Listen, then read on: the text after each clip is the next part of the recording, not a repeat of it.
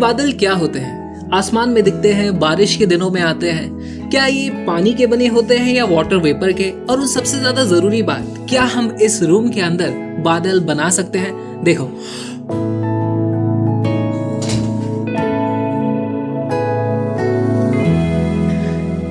तो हम बादल बना तो सकते हैं, कैसे?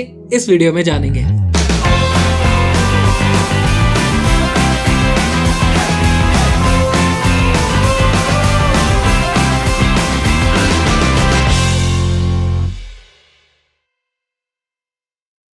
वाटर साइकिल को हम सब जानते हैं।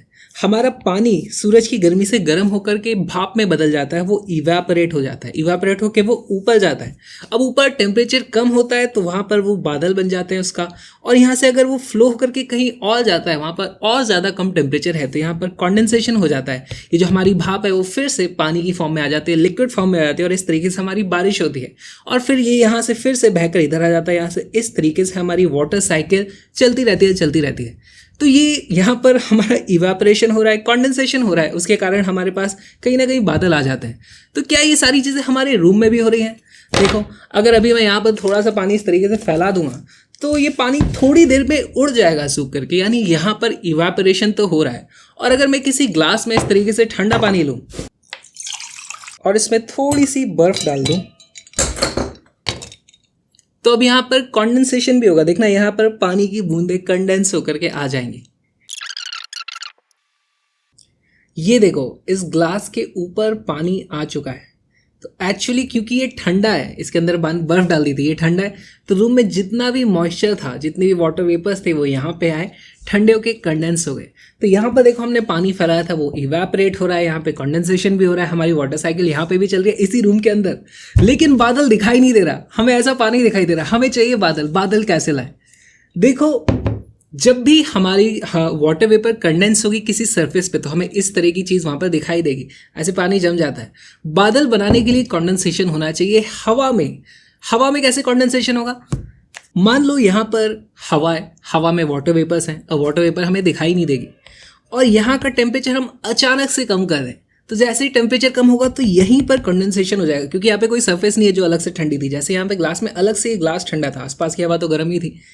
तो यहाँ पर अचानक से पूरी हवा एकदम से अगर ठंडी हो जाएगी तो हमें इस तरीके से जो वाटर वेपर थी वहाँ थी वो वहीं पे कंडेंस हो जाएगी, और इस तरीके से हमें हवा में छोटी छोटी वाटर ड्रॉपलेट्स दिखेंगी, और वही होता है हमारा बादल। अच्छा, ये फिर ड्रॉपलेट्स आसपास आती जाएंगे, उनका साइज बड़ा होता जाएगा, फिर वो साइज इतना बड़ा हो जाता है कि फिर वो नीचे गिरता है, और इस तरीके से बहुत सारा फिर हमें पानी की बूंदें नीचे गिरने लग जाएंगी, तो वो बन जाती है बारिश। अब सवाल उठता है कि क्या हम रूम में इस तरीके से बादल क्रिएट कर सकते हैं? हमारे पास आइडियल गैस इक्वेशन होती है, PV = NRT। अब ये हमारी जो भी गैसेज है, वाटर वेपर है, वो आइडियल गैस की तरह तो नहीं बिहेव करती, पर काफ़ी सिमिलर बिहेव करती हैं। तो जब भी प्रेशर कम हो जाएगा अचानक से तो टेम्परेचर भी कम होगा। और इसका बहुत ही सिंपल सा एग्जांपल है, आप अपने मुंह से हवा निकालो इस तरीके से।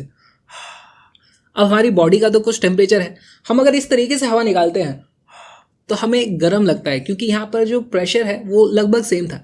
लेकिन अगर हम इस तरीके से हवा निकालें तो यहाँ पर इसमें हम जब ऐसे करते हैं तो हमारे अंदर ज़्यादा प्रेशर होता है, बाहर कम प्रेशर होता है। प्रेशर अचानक से कम होता है, प्रेशर कम होगा तो टेम्परेचर भी कम होगा। देखो, ठंडा लगेगा, गर्म लगेगा, जबकि हमारा बॉडी टेम्परेचर दोनों ही केसेस में सेम था। और सेम चीज़ होती है जब हम डिओड्रेंट में से स्प्रे करते हैं, तो जैसे हम स्प्रे करते हैं तो वहाँ पर भी हाई प्रेशर से लो प्रेशर में आता है, प्रेशर अचानक से कम होता है, टेम्परेचर भी कम हो जाता है। ओके, अब हम इससे बादल कैसे बनाएं? देखो, हमारे पास मान लो एक इस तरीके से बॉटल है, तो ये बॉटल है, इसके अंदर पहली बात तो मॉइस्ट एयर होनी चाहिए, मॉइस्चर होना चाहिए। अभी इसके अंदर कुछ ना कुछ मॉइस्चर होगा, लेकिन हम ज़्यादा बादल देखना चाहते हैं तो हमें इसके अंदर थोड़ा और मॉइस्चर डालना चाहिए। तो हम कैसे करेंगे? इसके अंदर इस तरीके से स्प्रे कर देंगे। ओके, इसके अंदर हमने स्प्रे कर दिया है, पानी आ गया है। अब हमें इसका प्रेशर बढ़ाना होगा, या तो हम इसके अंदर कोई कंप्रेशर लगा दें, या फिर हम अपनी ही कैपेसिटी से हम जितना प्रेशर क्रिएट कर सकते हैं उतना ही करते हैं, उससे भी बादल बन जाएगा। फिर हम क्या करेंगे, इसके अंदर इस तरीके से फूंक मार के रखेंगे, इसके अंदर हाई प्रेशर क्रिएट करेंगे, तो टेम्परेचर भी इसका थोड़ा सा बढ़ेगा, और जैसे टेम्परेचर बढ़ेगा तो और ज़्यादा पानी उसमें डिजॉल्व हो जाएगा, क्योंकि टेम्परेचर बढ़ता है तो हवा की वाटर कैरिंग कैपेसिटी भी बढ़ जाती है, उसमें ज़्यादा पानी घुल जाएगा। फिर हम अचानक से इसका यहाँ से मुंह हटा देंगे तो इसका प्रेशर फिर से नॉर्मल एटमॉस्फेरिक प्रेशर के बराबर हो जाएगा, साथ में अचानक से टेम्परेचर भी गिरेगा और हमें थोड़े से बादल देखने को मिलेंगे। देखते हैं।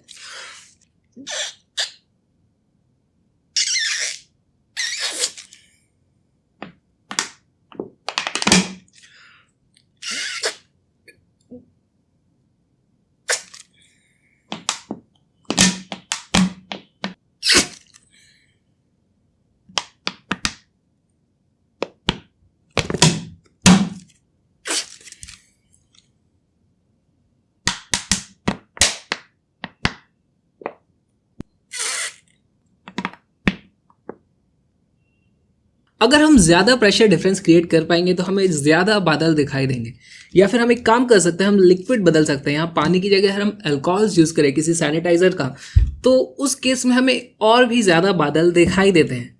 या फिर हम और एक काम कर सकते हैं, देखो हमें अचानक से टेम्परेचर ही तो गिराना है, हमें एक्चुअली प्रेशर से लेना देना नहीं है, हमें अचानक से टेम्परेचर कम करना है।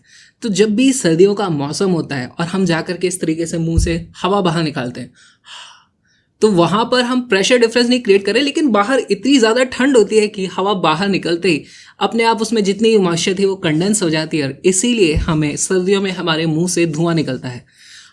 अभी नहीं निकलेगा, अभी हमें प्रेशर की मदद लेनी पड़ेगी। देखो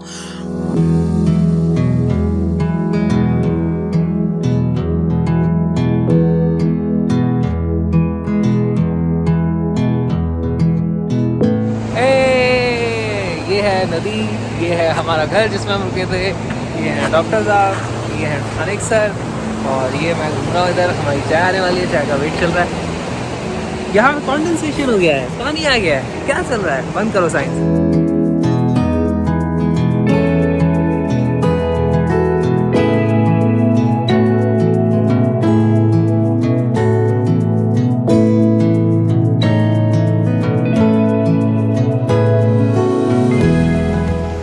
मेरी चाय है, मैं तो चाय पीऊंगा।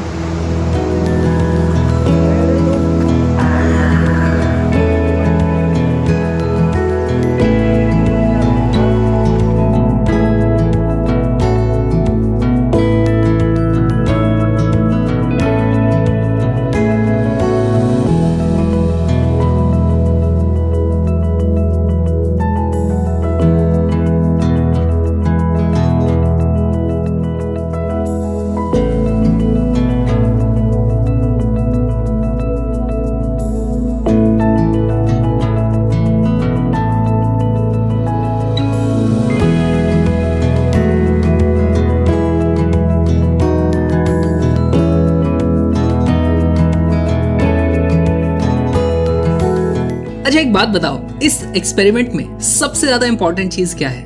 ये प्रेशर, वाटर वेपर, या क्या चीज?